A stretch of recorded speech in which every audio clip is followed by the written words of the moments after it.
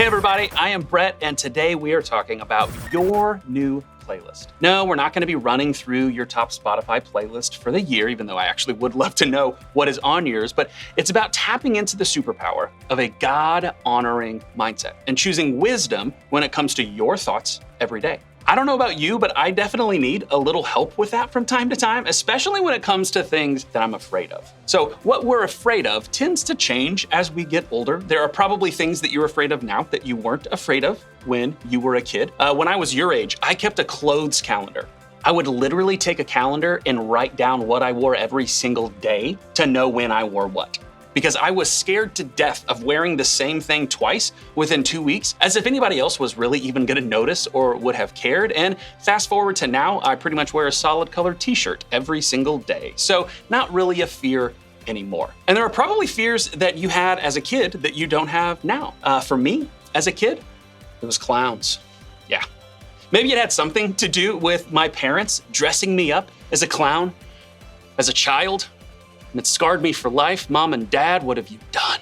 I mean, because as an adult, a grown man, I'm not afraid of clowns. Do I think they're as creepy as all get out? Yeah. Do I have a hard time getting near a loved one or someone I know who might be dressed as a clown? Maybe. But I'm not afraid of clowns, at least, in the same way that I was when I was a kid. We all know what it's like to be afraid of something. But have you ever wondered if there's a way to get over all your fears, to never be controlled by fear again? In the words of the great poet Taylor Swift, can we actually be fearless? I want you to take a second and I want you to talk through that with your group right now.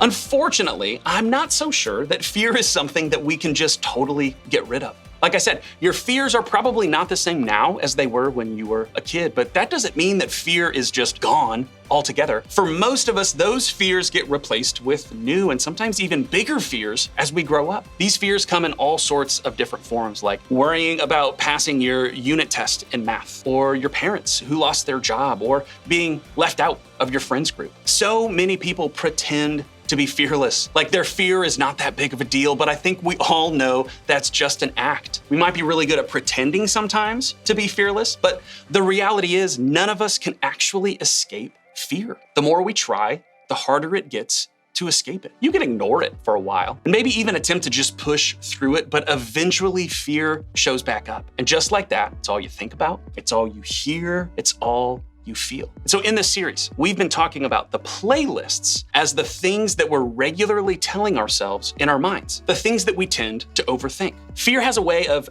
changing the playlists in our minds, doesn't it? When we let fear take over our thoughts, we get stuck wondering, what if? What if I don't make friends? What if my parents get divorced? What if I don't get into that high school? What if my grandparent doesn't get better?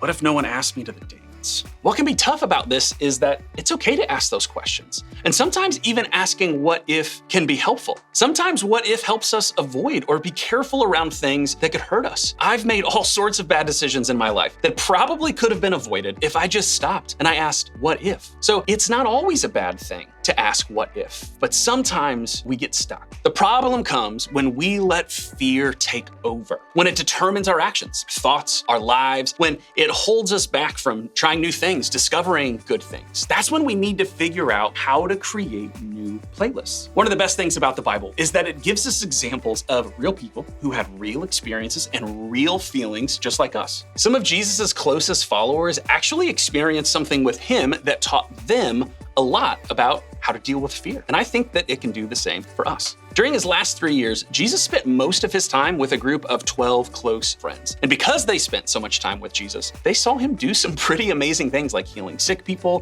perform some really wild miracles, all really cool stuff. And you'd think that since these guys were Jesus's closest friends who saw him do things like that they would have absolutely nothing to fear, right? After all, they were hanging out with the guy who literally had the power to do anything. So what could they have possibly been afraid of with Jesus by their side?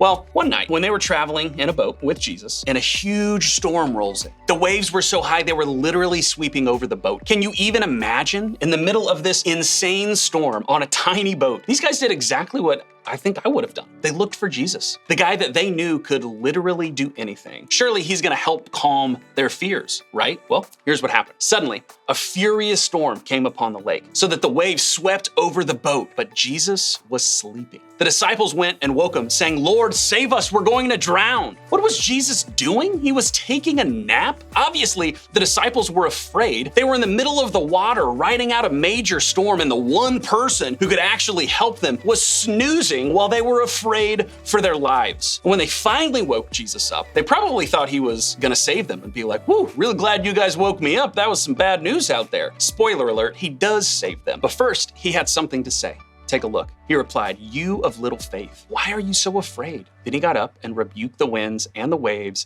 and it was completely calm. The men were amazed and asked, "What kind of man is this? Even the winds and the waves obey him." While I can't be sure because I obviously wasn't there, I don't think that Jesus said the disciples had little faith because he was mad. I don't think he was trying to make them feel bad for not having enough faith that they'd be safe. I mean, they went to Jesus to help them. But I think that the fear that caused them to go to Jesus in the first place was bigger than it should have been. Let me explain a little bit. See, they had just seen Jesus perform 3 miracles before they set out on that boat. After preaching to a huge crowd, Jesus had healed 3 people before they got onto that boat that night. The disciples had just seen the power of Jesus at work. And yes, they turned to him in their time of need, but they still felt this fear that was bigger than it should have been, even though they trusted in Jesus. But what I think Jesus was trying to show them is that even when they're afraid, their faith in the one who is bigger than anything that they might fear is stronger and louder and there to help them face their fears. Yes, Jesus calmed the storm, and not only the one that was raging on the waters, Jesus calmed the storm in his friends, his disciples. He calmed their fears, and he reminded them to never let their fears get bigger than their trust in Jesus. Not just by stopping the wind and the waves, but by showing them that fear doesn't get the final vote, but Jesus does. Did the disciples have a reason to be afraid?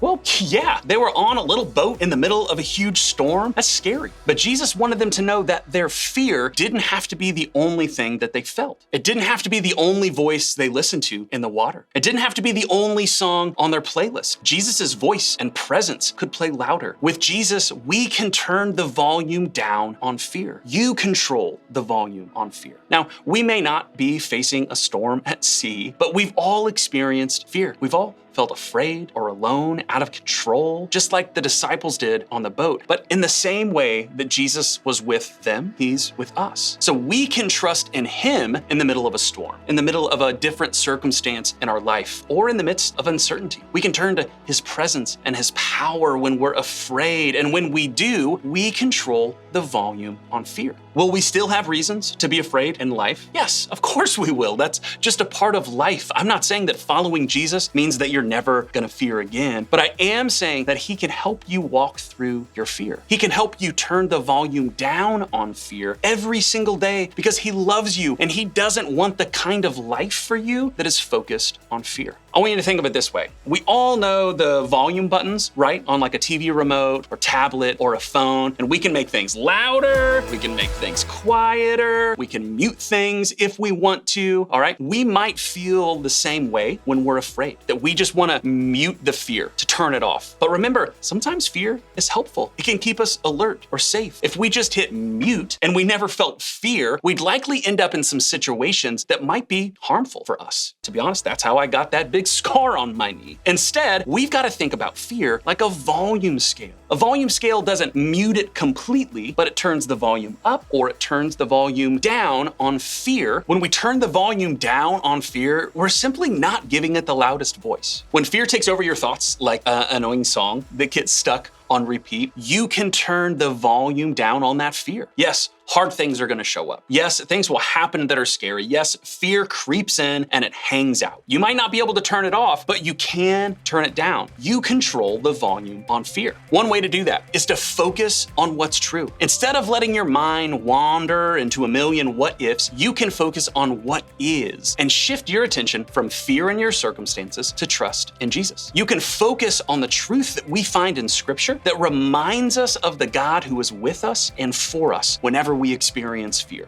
Take this psalm, for example. Even when I walk through the darkest valley, I will not be afraid, for you are close beside me.